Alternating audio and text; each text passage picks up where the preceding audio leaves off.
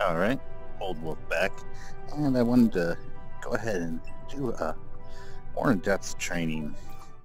So, what we're going to do is go through in each in a series of videos, uh, do a training for each of the different Welcome positions, to the Starfleet Training and Simulator.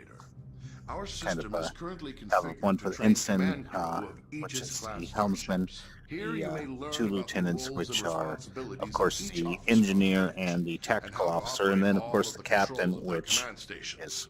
the Feel free to captain. experiment and get comfortable with the ship here in the simulator before moving on to the So, real thing. a little bit better setup. I've used a different chair, so it's not quite as bad.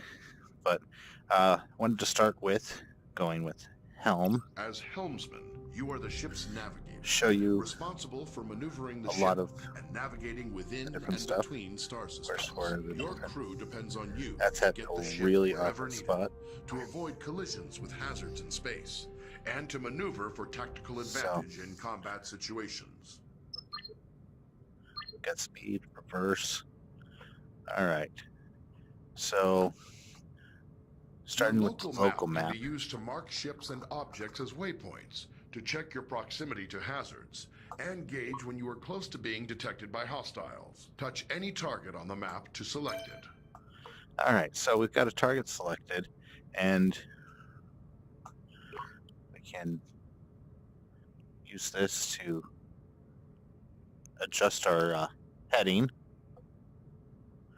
Left, right, up, down, 360, and all different directions.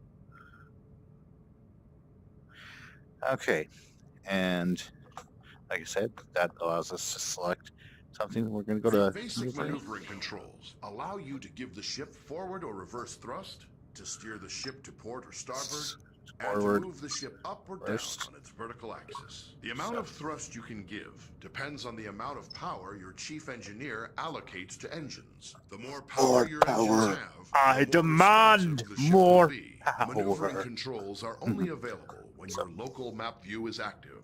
The throttle controls your speed and also allows you to reverse or make a full stop.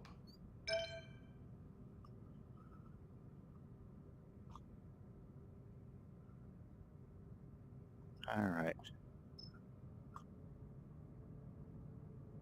Doesn't look like we're actually moving forward or backward, but they're letting us, kind of play with that.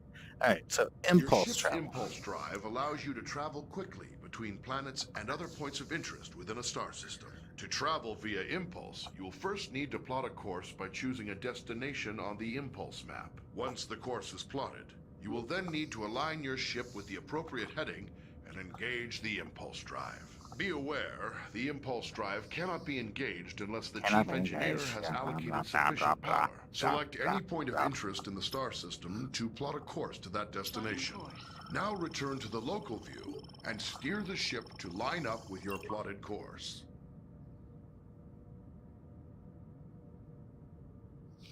Okay, and you can see the ship's facing this way. You want it to face this line.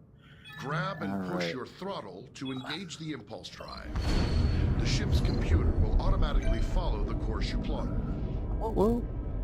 And that's how you do the impulse.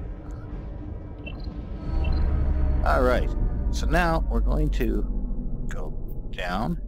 The Warp ship's drive. warp drive can distort space around the ship to propel it faster than light across the vast distances between star systems. The tremendous amount of energy needed for warp travel will require you to coordinate closely with the chief engineer. To travel by warp, it is your responsibility to plot a course by selecting a star system on your warp map. When the course is plotted, you will need to align the ship with the proper heading. Before you can enter warp, your chief engineer will have to prepare the ship and charge the warp coils. Select a star system to plot a course to it. Now return to the local view and steer the ship to line up with your plotted course. Push your throttle to engage the warp drive. The warp coils can only remain charged for a limited time. The chief engineer will need to prepare the ship again.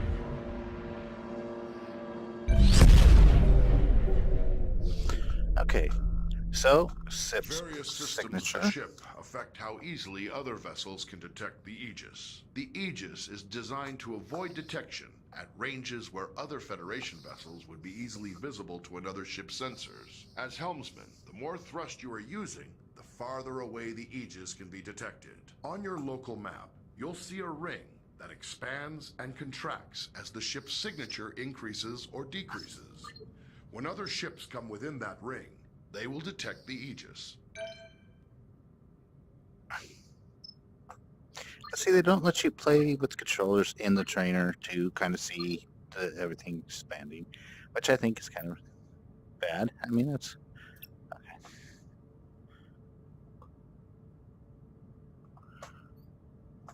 Okay, so the help overlay is on the left side. You can't just push the button anywhere. So gauge warp and impulse, engine speed for local travel, engine power controlled by engineer. Green circle is detection range.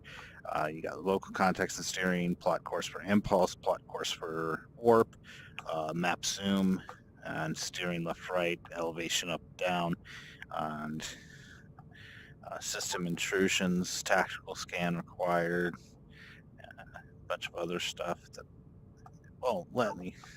Transporter, select a transport target, lock on to prepare transport, energize once locked.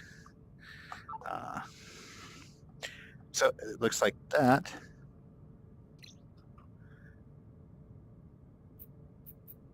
Is all for the topics complete. How did I not complete this topic? Oh, didn't it turn off? Okay, so topics completed, 6 of 6. This is all of the different things for the helmsman. Again, they didn't really get into the transporter, which you have access to here, or the system intrusion. I believe, those are kind of doubled up into the other ones, but we'll see that later. So we're going to go ahead and call that good for the helm training video. Thank you very much. Old Wolf out.